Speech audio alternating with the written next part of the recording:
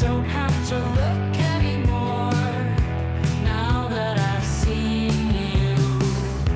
I don't have to dream anymore now that you came true. I'm already yours. I don't have to look anymore now that I've seen you.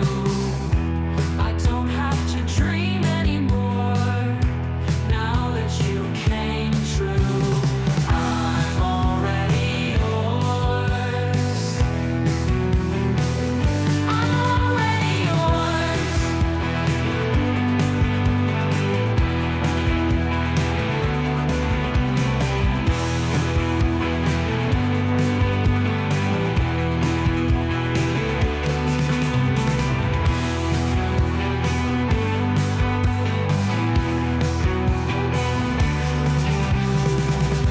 I don't have to look anymore now that I've seen you. I don't have to dream anymore now that you came true. I'm already yours.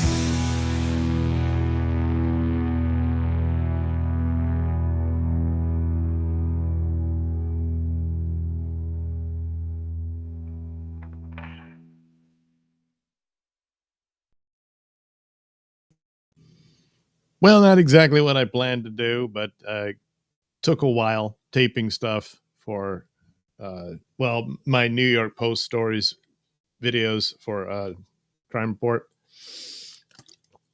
I did 3 in total, but one of them I'm probably just going to scrap. Basically because the story pissed me off so bad. I'm just like, I don't want to draw this guy. I don't want anything to do with it. The other 2, they're interesting, and I already have ready-made illustrations, so I can put it together pretty quickly and cut it together and send that over to Pat. The other one, I'm calling it now. I'm not doing it. He might want to cover the story in the show. I don't know. I'll tell him about it. But it's really, in a way, nothing. It's not some, there's far worse crimes. I mean, more, just absolutely disgusting crimes and stuff. This one, just the whole details of it. Anyway, passed on that, had other stuff get in the way. And next thing I know, the sun is up. So I can't do the later as fuck show. So we'll go for the early one. And then last week I did live these, typical Nailsin rating stories, which is all pop culture nerd stuff. And I thought, well, I managed to clip those and make individual videos out of them, which is the way to do everything at once, So I thought, well, I could do that again. So that's what I'm going to do. So basically, going to cover some DCU stories. The last time I think it was all that Marvel stuff, and James Bond, and then the sad state of affairs for Doctor Who and all that. But anyway, just going to stick with DC stuff and sort of a DC adjacent, is only vaguely, of a really sad, tragic story that I just became aware of, and I guess still unfolding. So I'll get to that. So unfortunately, yes, Gene Hackman is no longer with us among the living. But which, you're getting up there in age, and so you can't be too surprised, but the details are strange. So the title, of course, this is Cosmic Book News. It's going to be, that sort of genre and whatnot is covered there. So he's known for Superman. Well, he was known for a lot more than that. But yeah, he played Lex Luthor in the Superman movie. So the Oscar-winning actor known for The French Connection, of course, that was probably one of his big star-making roles. Unforgiven, which he was excellent in.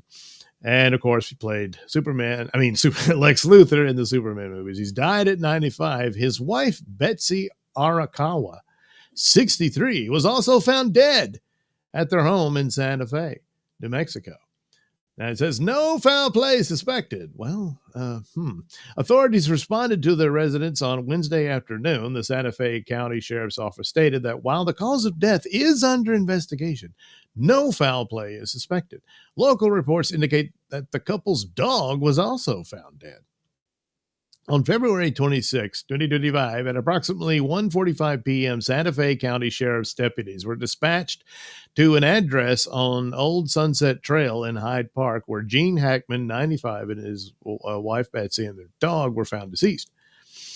Hackman had 3 children with his late ex-wife, Faye Maltese. So cause of death under investigation. Will update the news when it becomes available. So that's it. But it's a strange set of circumstances, especially since, his wife was only 63 and then the dog is dead. And of course, they're not indicating, how long have they been deceased? They're not certain. And so it's strange, but no foul play. So I'd leave it at that, but it's a little odd. But nevertheless, of course, a legendary actor. He was born in 1930. Gene Hackman pursued acting after serving in the U.S. Marine Corps. His breakout role came in Bonnie and Clyde in 1967, earning him an Oscar nomination. He won his first Academy Award for The French Connection and a second for Unforgiven. Hackman also made his mark in Superman as Lex Luthor, starring alongside the late Christopher Reeve in the Richard Donner films. The Conversation, Hoosiers, The Birdcage, The Royal Tenenbaums. He retired from acting after Welcome to Mooseport in 2004 and focused on writing novels. I didn't know that. He wrote some novels. Clint Eastwood once convinced him to join Unforgiving, calling him irreplaceable for the role, and he was correct. His impact on film and storytelling remains a lasting legacy. So rest in peace, Gene Hackman. But a somewhat curious set of circumstances here. But nevertheless, he was one of the his lists a couple of movies here, but he did a lot. There was quite a few films. He was kind of like the American version of Michael Caine. It's just they were in a lot of different stuff.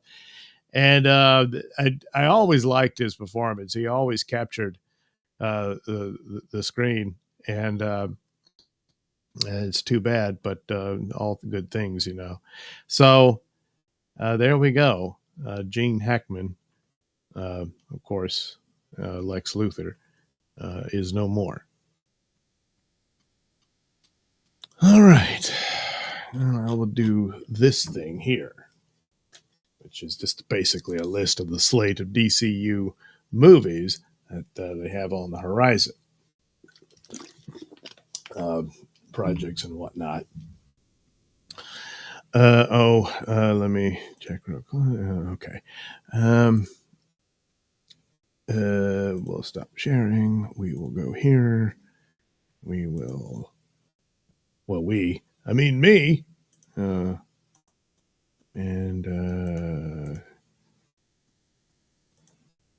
Yes, it's showing up. Okay. So here we are at Cosmic Book News with the DCU slate updates. Batman, Avengers Endgame style culmination, and more. So, yes, James Gunn let loose because he kept going on about the stories are connected, but they're mostly self-contained and all that. And of course, that's basically the template to follow. Because if you keep being overly dependent on the connection, which is where Marvel finds itself now, it irritates the audience. And of course, quite a few aren't going to have seen all your TV shows and everything. Good Lord, just to understand where you are, which is one of the problems. There were multiple problems for the recent Captain America film. So you got to have them be self-contained. And of course, yes, it can culminate into some big movie. For them, I'm assuming it would be a Justice League movie and that sort of thing. But the individual superhero movies have to be, for the most part, individual superhero movies. So anyway, James Gunn and Peter Safran did indeed have a DCU press event, and it was held on Friday, I guess last Friday. So anyway, the pair revealed they intend to release 2 live-action movies and one animated DC film per year. So that's not going to happen this year. But, I mean, they've already had Creature Command. Was that? I think that was actually on the tail end of last year. So, yeah, so that doesn't really count. So Superman will be this year. Supergirl will be released next year. And I'm guessing the Lanterns TV series will be a part of next year as well. But this year, Peacemaker season 2 should come out in the fall of this year. So there you go. At least you have one movie and one TV series of live action. The plan is also to release 2 live action shows and 2 animated series per max year. So once they get up and rolling, there should be 2. So Peacemaker this year, next year at some point, I would assume they had the first season of Lanterns. And then their live action shows, their animated ones could join on that. But then that would seem that there's yet another show to release alongside Lanterns for that to play out. So anyway, Gunn has a 6-year plan in place to include an Avengers Endgame style culmination, but wouldn't go into details. Well, yeah, that would be telling. So when they first got together, announced all this, they said they had a 10-year plan. Now he's saying 6-year, but that could be for the narrative that he has in mind for it. But a couple of years have already gone by, but it really hasn't started. It only really starts with Superman. So I don't know. Does this mean a shift in ideas or whatnot, or just his tenure in running this thing? Of course, it all hinges. If Superman is a massive flop, this is over. Just over. And they can fall back to Batman movies. Anyway, is Zack Snyder back at DC? Probably the biggest question on fans' mind is whether Zack Snyder is back at DC. Gunn cleared the air regarding that photo. He took a photo of him and Zack together in his office and said that they only did that because they knew it would melt the internet. So no, Zack Snyder is not back at DC. Or is he? Well, he's got quite a few obligations still with Netflix. I think his next project is some sort of police drama that he's developing for them. So there's that. He did mention he would have liked to have done an adaptation of Dark Knight Returns. And who knows, if DCU is successful and is bringing in the cash, there'll be more flexibility on pursuing the Elseworlds aspect. Right now, that's just the Matt Reeves Batman. But should that exist, then yes, this self-contained one movie thing Zack Snyder could come in and do. And really, if that would work, there's a lot of adaptations. They could just do direct adaptations of some of the more classic DC titles. And probably should be their plan anyway. Just scrap this, Marvel copy and do that, But anyway, this is what they're doing. But right now, to have 2 different competing franchises and that sort of thing, no. But for a single film, self-contained and stuff, that's feasible at some point. There's another thing about Zack Snyder's VFX company or group, the guys he typically works with, has worked in post-production on James Gunn's Superman. So there is that. So there's a relationship there. They go back years. James Gunn, of course, wrote the script for Dawn of the Dead that began Zack Snyder's film career, really. And of course, that's one of the best all-time zombie movies ever made. And, if James Gunn would write the scripts, Zack Snyder movies would be amazing. Zack Snyder can direct good films. He just can't write them, is the opinion I have at the moment. Visionary, has ideas and stuff, but Rebel Moon and Army of the Dead. If only James Gunn could have written a script for Army of the Dead, it might have been really cool.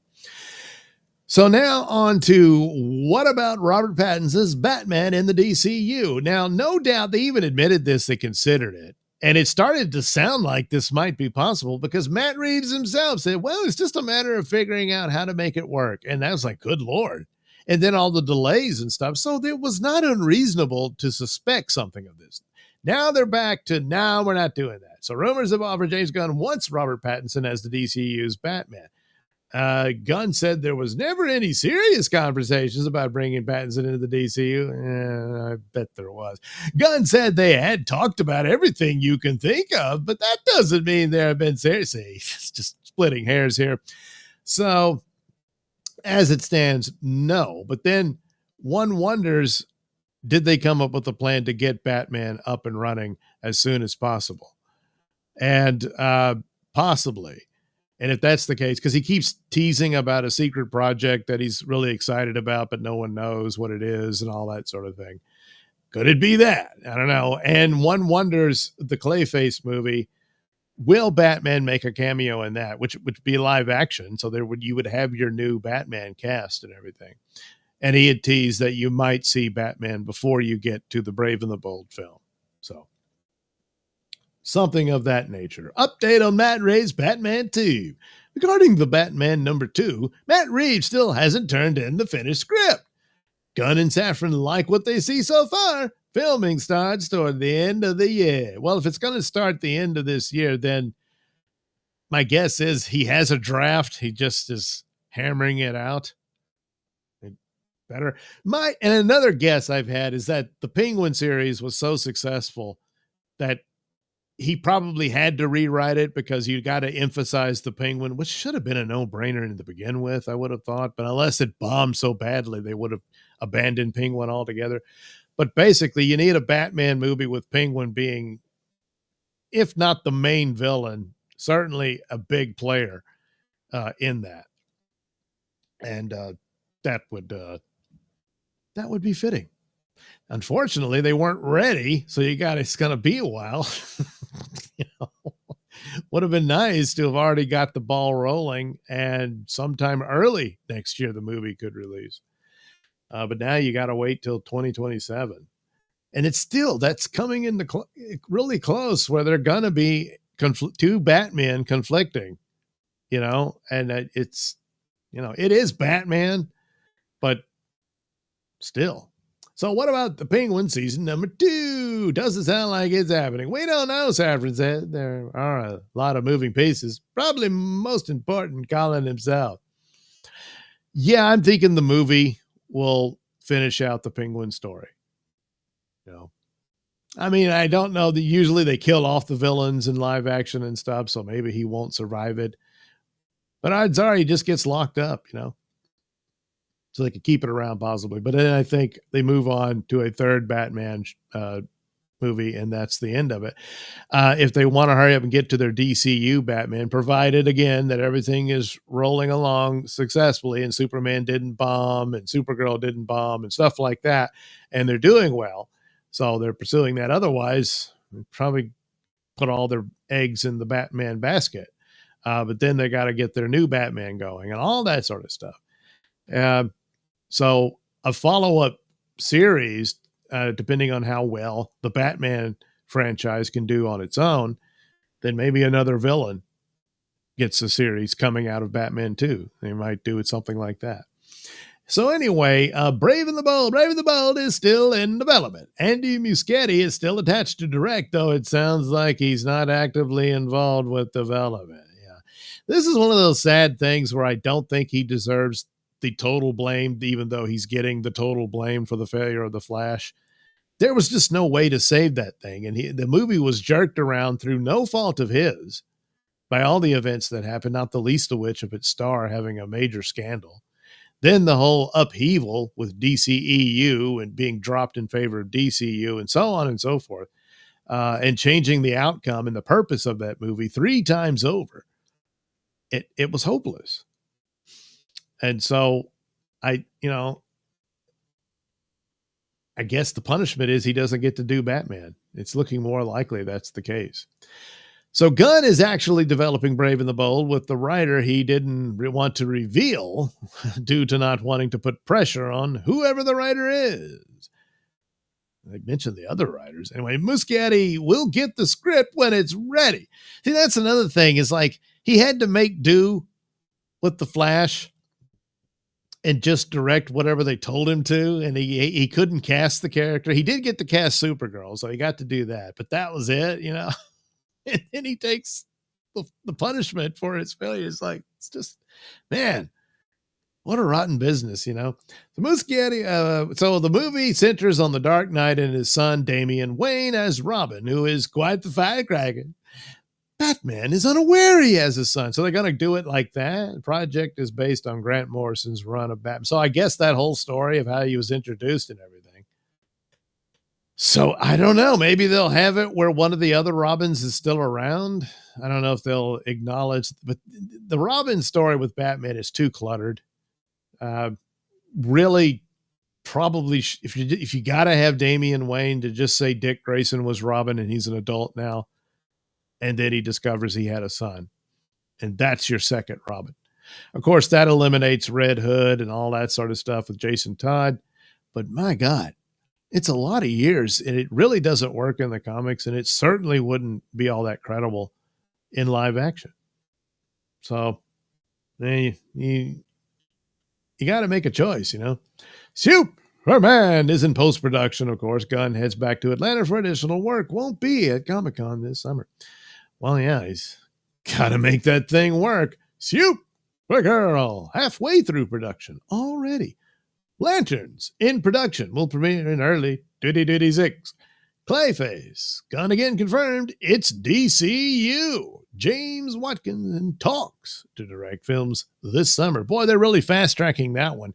But then again, it's supposed to be mostly like a horror film, so it might be on the cheap, so it'd be easier for them to do. But man, they're only in talks with James Watkins, so again, pretty fast. Sergeant Rock Sanford said they never met with Daniel Craig. Search is underway for an actor to star in the movie. I think the story was that it was brought to his attention, but it was never any kind of serious negotiations or whatnot. Swamp Thing sounds like it's placed on the back burner as James Mangold is busy with other projects. Apparently a Star Wars film. Yeah, we'll see. The Authority also sounds like it's not happening, and it's probably for the best. The problem is they painted themselves in that corner because the engineer appears in Superman. Unless they're cutting that part out. I don't know. But I've always been against the idea of the Authority being a DC project. It has not worked in the comics. It worked by itself as a Wildstorm project. And just that could be an Elseworlds movie if you wanted to do a movie on that. But it's never worked as a DC property. They recently did a series of Superman and the Authority. It's just not. The real Authority is not a team that Superman would ever want anything to do with. He would always see them as villains. And for the most part, he'd be right. Teen Titans. So confirmed, this was always a rumor previously, but that the Supergirl writer, Anna Noguera, has written a script, but she's still working on it. So there's a draft. Still got to hammer some things out. And depending on where are they going to go, is this Nightwing leading the team, or is this going to be Damian Wayne and some younger versions of the characters? I don't know. And if it's still called Teen Titans, then, well, how old is Dick Grayson at this point? You know. So another one that was rumored, they only confirmed that Matthew Orton is writing a script, but wouldn't say it's for a Bane Deathstroke movie. But what else could it be? This is another one of those, whether Clayface would have a cameo with Batman in it, but then again, maybe it's the Bane Deathstroke movie where that's where you first get to see their new Batman. Batman. DC and TV Peacemaker Season 2 will happen this August. Booster Gold. They had a showrunner, but he bailed, and now Booster Gold is moving forward with somebody else. Now, that's another property that James Gunn could probably do well with. There's a lot of elements that would be similar to, Guardians of the Galaxy and that sort of thing. But this is another one that might just get scrapped if they can't find someone to take it on. But it's also a show which could go on, if they want to bother with that, to explain things somewhat, if they want to, since The Flash didn't really do that. about some elements of the old, like basically Peacemaker continues, but everything else doesn't. So I don't know. Waller sounds like it might happen. As Gunn admitted, Waller has been a bumpy road, and they are struggling to find the right script. Just fold it into Peacemaker. Why not? You know? And I don't know, depending on how well Peacemaker season 2 goes, then there might be a season 3 and Waller could come back and be a part of that. You know? Paradise Law still in development. I would just assume they scrap that and start working on developing Wonder Woman. Not this, it's Game of Thrones on Paradise Island. It just doesn't sound good to me at all. Blue Beetle animated series should be greenlit soon. Follows what happened in the movie, and it's got a shot. I like the Blue Beetle movie, but no one saw it. It's unfortunate. Now these other cartoons I have no interest in. 3 new animated series aimed at kids, so they're going to be silly kid stuff, and that's they got to have room for that. But I suspect none of these will be connected to the overall DCU, which they said they would do with animated projects alongside live action and that sort of thing. But in this case, probably won't. So My Adventures with Green Lantern follows Jessica Cruz, who has her life upended when a Green Lantern power ring falls from the sky and chooses Cruz to be its champion. Things get even worse when more debris from the Lantern's ancient space war arrives, along with their alien foes. Jake White is executive producing, and Stephanie Gonzaga is whatever. Anyway, update. White confirmed to social media My Adventures with Green Lantern is set in the same timeline as My Adventures with Superman. Oh, so there you go. This will not be in the same universe as DCU. Well, with the title My Adventures, it stands to reason that it would look like. So it's probably going to look very similar to it in that anime style. So aimed at kids, but I'm assuming this because the Superman was kind of like a teenager age, I guess. I didn't hate My Adventures with Superman. It really wasn't for me, but I can't say it was a horrible or anything like that. So, I don't know, but, probably okay for your kids to watch or whatever. Superpowers, which was a title given to a toy line in the 80s. The series wasn't all that, but it was competing with Marvel's Secret Wars. But, of course, the Secret Wars comic book was actually really excellent. But really, Crisis on Infinite Earths was the one that competed with that story-wise. Superpowers was just, they threw some characters together and said, hey, look, you can get these action figures based on this, and that's what they did. So I guess reclaiming the title. But then, will it be like that where you just have basically a redone Super Friends and they battle the Legion of Doom and Darkseid and stuff? Oh, no. DC Superpowers takes place at the Alliance School for Heroes and focuses on new students, Lightning, Flash, Plastic Man, Aquagirl, Green Lantern, and Terra, who level up their powers under the supervision of Principal Martian Manhunter. It's like Saved by the Bell with superpowers, in the hopes of one day graduating and becoming the next generation of Earth's defenders. Matt Beans is executive producing, and Michael Chang is the supervising producer. Yeah. Well, that's crap on arrival. So no, thank you. So finally, although there's supposed to be a dynamic duo series, I don't see it listed here. Batman and Robin. Again, I don't think any of these are supposed to fit into the DCU continuity. One should hope not. So Starfire serves as the origin story. The show follows her adventures after she uses an ancient spaceship she discovers on her home planet of Tamarin to escape her planet and explore the stars. Along the way, she'll meet space biker Crush, plant-loving Fern, and the magical Princess Amethyst of Gem World. And together they will uncover the deepest reaches of the DC universe, save space dolphins, surf technicolor nebulas, and boldly soar into the unknown. Yeah, this is crap too. No real interest. It's just girls' night out and viz. And that's about it. I don't know. It might not be as bad as Superpower sounds, but it's pretty close. So basically, maybe Green Lantern with Jessica Cruz. But, you know, for me, nah. So anyway, there we go. That's the new updated list. Authority looks to be in trouble. Swamp Thing may never happen. It is unfortunate. Teen Titans maybe might be. Bane and Deathstroke. I don't know. Clayface definitely. Lanterns are already underway. Supergirl underway. And so that's what you can expect. And of course, Superman later this year. So you're all caught up. That's what you have to look forward to for DCU. But speaking of Clayface, so the rumor is they want Daniel Radcliffe playing. And here with this AI fan art, it looks like he's playing more of the Matt Hagen version. There have been several Clayfaces over the years. And the original was, he didn't do all this shape-shifting stuff. He just used makeup and stuff. And he was a former actor upset that his famous movie was being remade without him, you know. So he dressed up as the murderous character in that movie and started killing people and stuff like that. And he was Clayface. Later on, the Matt Hagen version was a guy who came in contact with this chemical and all that. And they did a really good take on it in the 90s Batman, the animated series.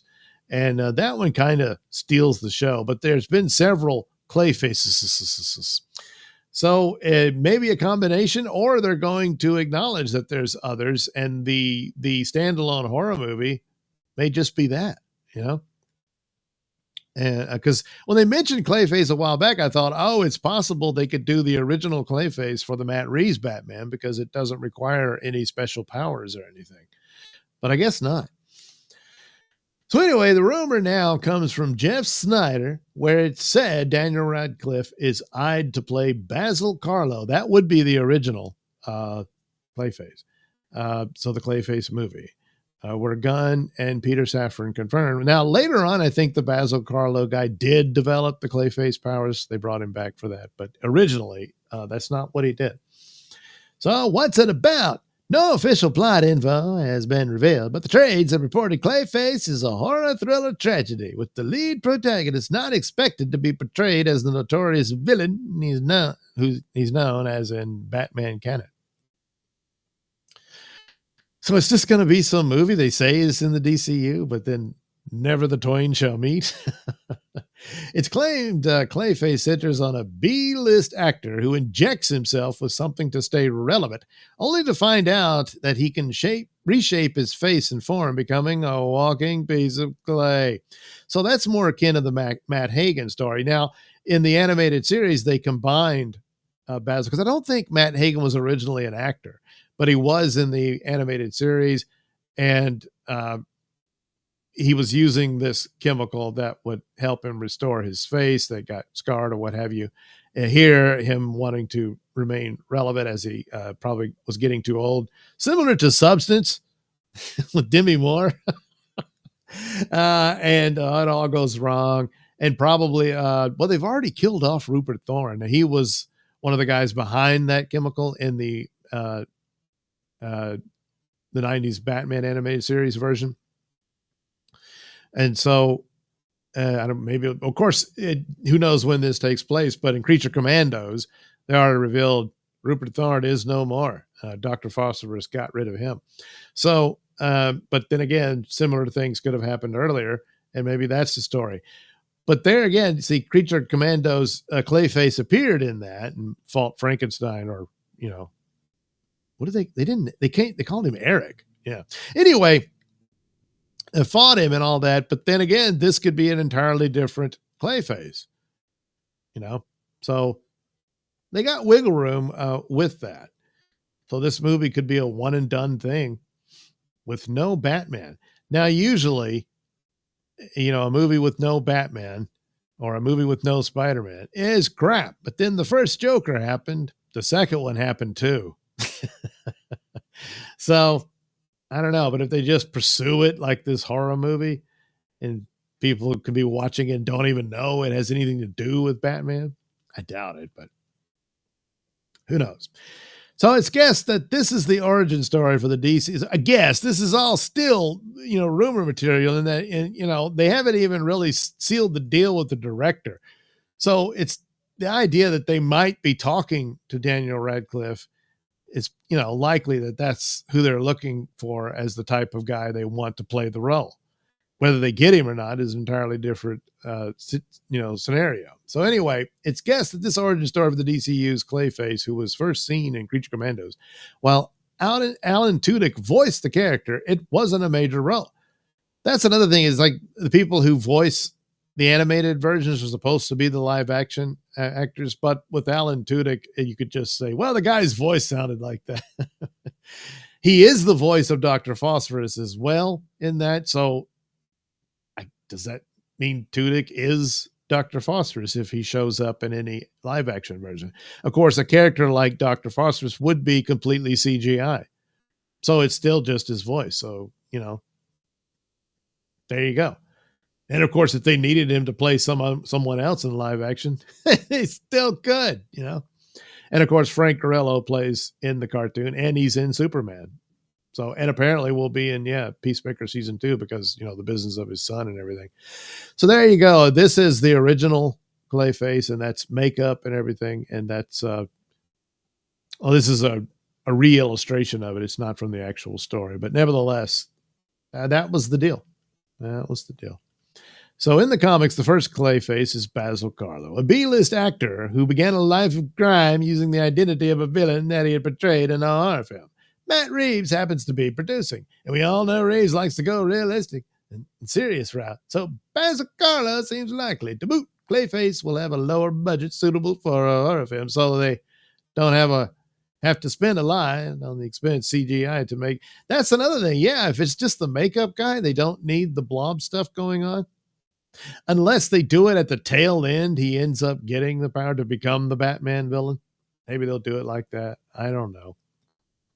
But it is odd that they shifted. Why make it a DCU movie when it could have just been part of Matt Reeves' stuff, and they do a movie that explains this villain and later shows up in the Batman 2? He's just this murderer who wears this makeup, So anyway, more about Radcliffe. Gee, who's he? Oh yeah, Harry Potter. So there you go. There was fans wanted. Yeah, I forgot about that. They wanted him to be Wolverine. But anyway, there we go. If they want him, they better make up their minds quick because they're supposed to start shooting this summer. So either they've already had talks and he's signed on, and what's his face Watkins, the guy they're looking at to be the director, is already on board, and they're good to go. But this is starting to sound more like Gunn has decided what the stories will be, and the directors just show up to turn the camera on. That's going to ruffle some feathers eventually. That was one of the complaints about Marvel a lot. So you're going to need some more flexibility there. But at the moment, it's somewhat understanding in that he's laying out the parameters of this shared universe. Still, it is odd. If they're going with the more realistic approach, why not just put him in Matt Reeves' thing? He's producing it. It probably was supposed to be that. Maybe that was a way, hey, look, just do your Clayface movie on the side because now you're going to want to use Penguin in Batman 2 as your main villain rather than Clayface. Maybe that's what it was. Maybe that's how that worked out. But, with like everything else, you got to wait and see. Yeah, you got to wait and see. Oh, damn it. I did this completely wrong. Yeah, I hit the like button. That's great. But they're still seeing Superman. All right.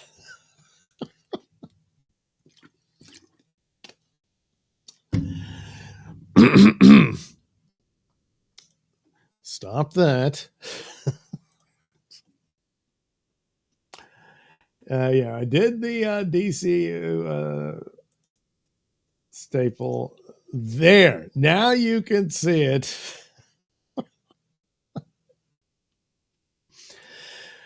Oh boy. Apologies, of course. So here we go. Daniel Radcliffe rumored for DCU Clayface. But which one? Well, I think we can all get on board this casting. Amazing. It's true. I mean, if true. As it said, James Gunn is eyeing Daniel Radcliffe to star in the upcoming Clayface movie. Rumor comes from Jeff Snyder, where it said Daniel Radcliffe is eyed to play Basil Carlo in James Watkins' Clayface movie. Friday saw the big DCU press event where Gunn and Peter Safran confirmed Watkins is in talks to direct. Well, you better make sure he's on board before you make any plan. Well, too late. Anyway, so no official plot info has been revealed, but let's speculate. It's claimed Clayface centers on a B-list actor who injects himself with something to stay relevant, only to find out that he can reshape his face and form, becoming a walking piece of clay. So, and in the 90s Batman the Animated Series, they did combine the Basil Carlo story and Matt Hagen. Basil Carlo used makeup and whatnot and did not shapeshift. Later on, they did comic book stories where he gained that ability, but there have been several Clayfaces, and Basil and Matt Hagen were only two of those. So they've already had Clayface appear in Creature Commandos, but since there are multiple Clayfaces within the canon of DC, it's possible this is not the Clayface that's going to be in the movie, although they did talk about body horror as being the premise of it. And of course, this is all just rumored about what the thing is, but it says Clayface is a horror thriller tragedy. That's all they've said, with the lead protagonist not expected to be portrayed as the notorious villain he's known as in Batman canon. So that's even more of a field than the original story altogether, because he was this killer in the original story, just a guy in makeup, and this is an iteration of that version from the story from the 40s. And that was the deal, and he put on the makeup. He was this former actor, and he wanted revenge on the studio and stuff he felt was lost, what have you.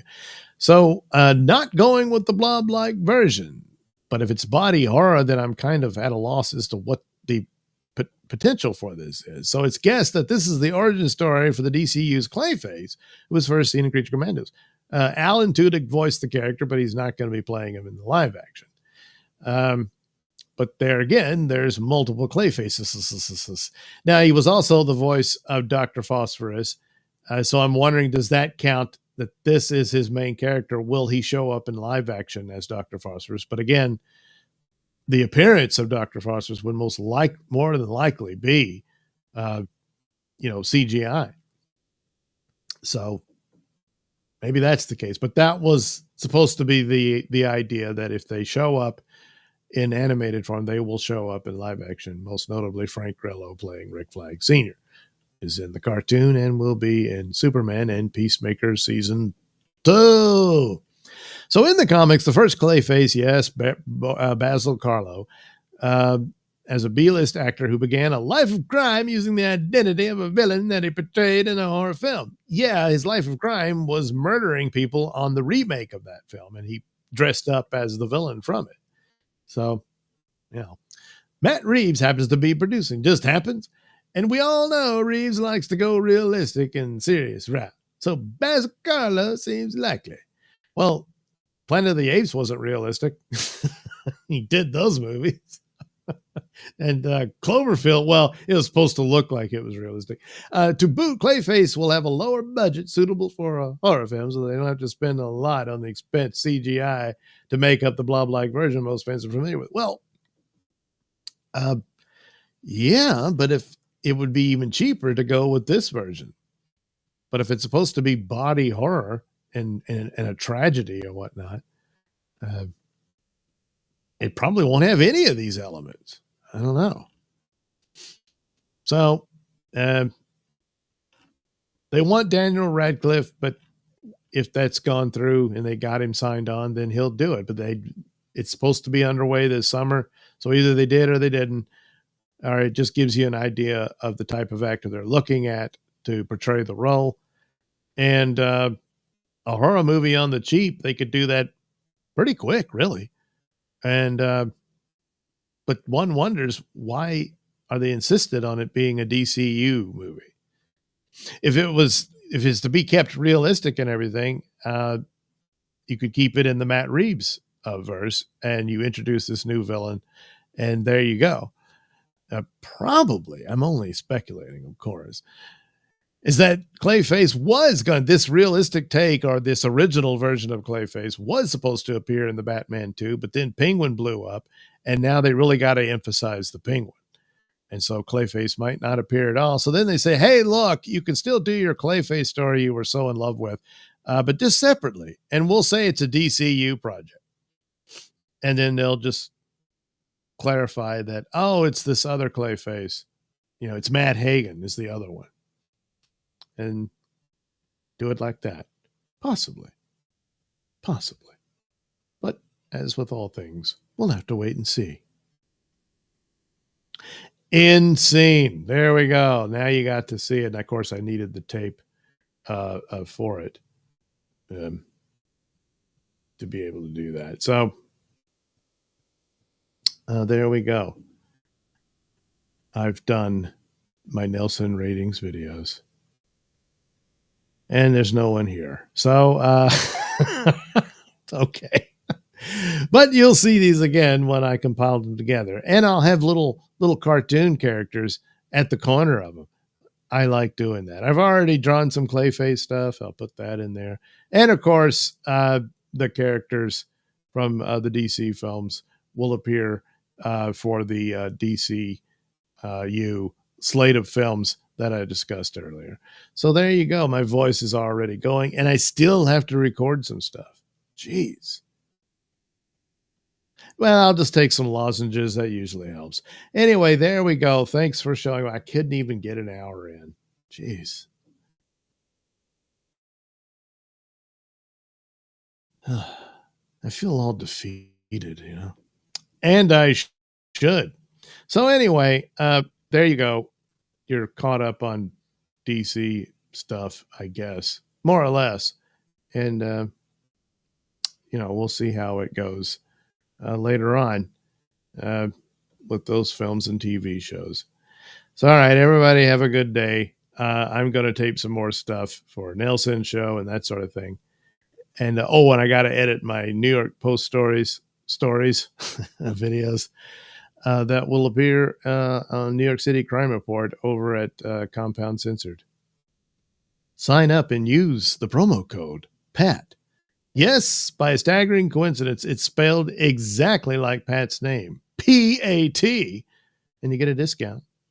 And you help Pat Dixon out with New York City Crime Report. And then the Nailsin Show will be out Saturday. Hopefully. Anyway, thanks for watching again, and see you next time.